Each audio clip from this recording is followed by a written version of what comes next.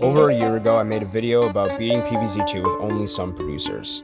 I only did Ancient Egypt in that one. The video did fairly well, but I never did a follow-up for some reason. And hey, no one finished the challenge, so why don't we start over? My editing skills have gotten a lot better since then, and I think it would be more fun. Not to mention, the old one is quite flawed and the music was way too loud. I'd also like to mention that everyone who made videos on this challenge after me has gotten way more views, and that really pissed me off. Why did they get more views than I did? Anyway, if you'd like to see the full attempts for any of these levels, they're in a playlist on my second channel, Jet Speed Single Levels. For those of you that watched the original video from over a year ago, we already know that the entirety of Ancient Egypt, at least every Choose Your Seeds level, is possible, but let's ask the question anyway. How much of PvZ2 is possible with only some producers? Now, as for the rules, CDMs, including Enlightenment, are fair game. Pre-placed plants are also fair game because, honestly, their existence on the lawn barely makes a difference. Special delivery levels and last stand levels will be skipped because some producers can't be used there, and locked and loaded levels will be skipped because it's simply impossible to win using a plant that can't even attack and has the health of a normal plant, so you can't even use it as a meat shield for very long. Anyway, no more rambling, let's just start the challenge. Days 1 through 5 are all possible due to infinite lawn mowers. I still find it pathetic that they won't even let you lose on the easiest levels, but I digress. You may be wondering why you're only seeing gameplay footage of days 1 and 3. Well, day 2 is the power-up tutorial, day 4 is a special delivery level, and day 5 is apparently a locked and loaded where they give you all of the tutorial plants and the first couple plants from Ancient Egypt. Weird. Day 6 is a gargle level. It's also a conveyor, so I skipped it. Day 7 is just kinda there. Nothing is introduced here, and there's nothing that really makes this one special. This goes for a lot of levels in vanilla, honestly. Day 8 introduces Tomb Raiser, which is honestly just more great items for Toadstool to destroy. He's really not a threat. You really wouldn't think that this is an intro for him given the pre-placed plants. You would actually think this is an intro for Explorer, but he was introduced back in day 5. God, this world is an absolute mess. Days 9 and 10 are honestly nothing levels, especially for a challenge like this. In order to make things a little more interesting, for every nothing level, I'll give you some tips on using some producers, including in mods, as I think using them right is the most important part of being good at the game. Generally speaking, some producers should be spanned wherever a plant would not be placed otherwise. This includes in the front ahead of your primary attackers, as they make great meat shields and you'll profit off them very quickly. Day 11 is the first locked and loaded level, which will obviously be skipped. Now day 12 introduces Pharaoh, who easily gets countered by Toadstool. Honestly, I think Toadstool is going to be the crutch of this run, and way too many of these levels will be impossible without it. Day 13 is the first level of mold colonies. The way it's used in vanilla is nearly inconsequential. Most, if not all, levels in vanilla that use mold colonies place them in the back, which just moves your defense up a little bit. This makes the objective really not matter at all. Honestly, I wish vanilla did what mods do and just put them wherever they feel like. It would make things so much more interesting. Sorry about that little mini tangent. Moving on. Day 14 is really just another nothing filler level. So, another tip. Sun producers are split into two types. Primary sun producers and secondary sun producers. Primary sun producers include Reg Sun, Twin Sun, Primal Sun, and Sunshroom. You should always bring at least one. Day 15 is the first Save Our Seeds. I love SOS levels, but yeah, it's really not a challenge, especially when they give you free sun producers in a position where they're in no real danger. It really just feels like survive with some extra plants on the lawn rather than survive and protect the endangered plants. Obviously, this doesn't apply to every SOS level, even in vanilla. Anyway, day 16 is yet another filler level. So, sticking to the topic of primary sun producers, the best two are easily Primal Sun and Sunshroom. Honestly, it's up to preference which to use out of the two, but I personally prefer Primal Sun. However, for night levels like Dark Ages, I recommend always using Sunshroom due to its cheap costs and being able to get a lot more down.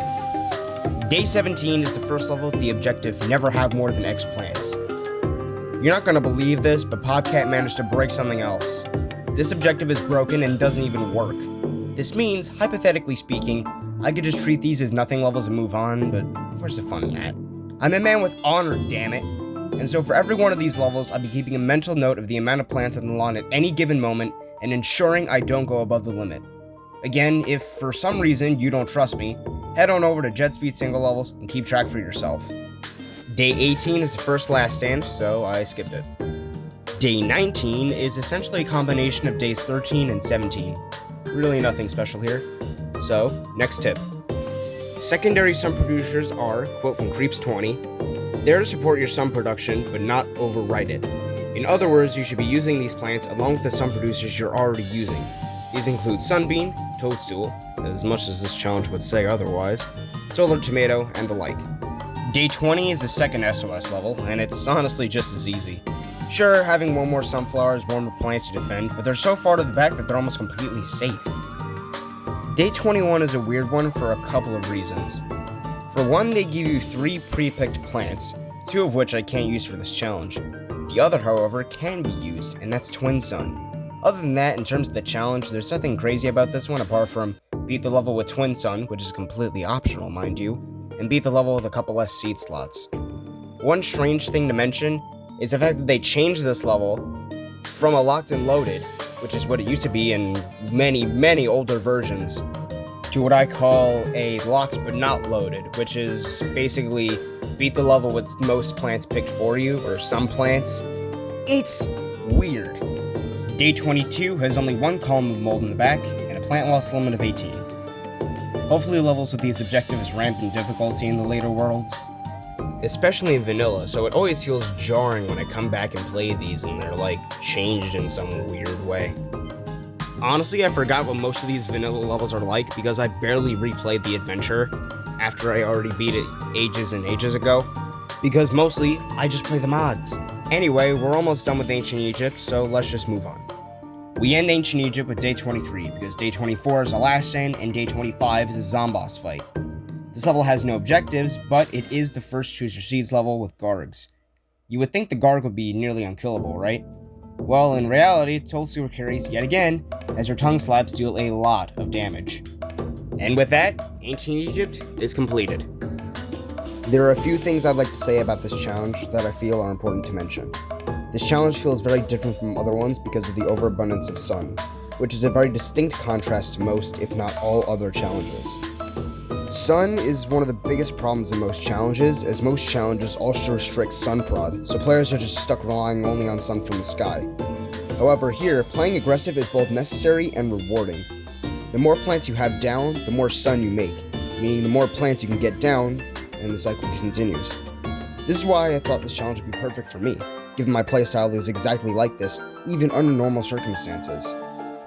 You know, when I saw others do this challenge after me, I looked at them and thought, yeah, I could do better, so I will. I'm coming at this with way more experience and skill than any of them.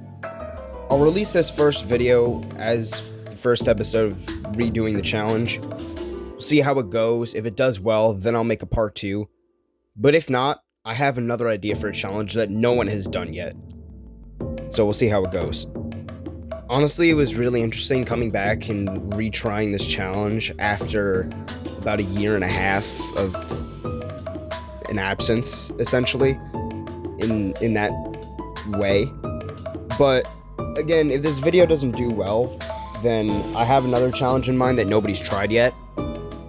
And honestly, one that I'm surprised nobody's tried yet, just because of how simple it is.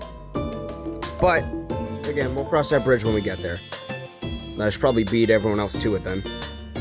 But anyway, hope you enjoyed this first episode of the challenge series. I put a lot more effort into this than I do most other videos, if not any other video. And yeah, again, if this video does well, I'll see you in part 2. In part 2, we're going to tackle Pirate Seas. This has been Jet Speed.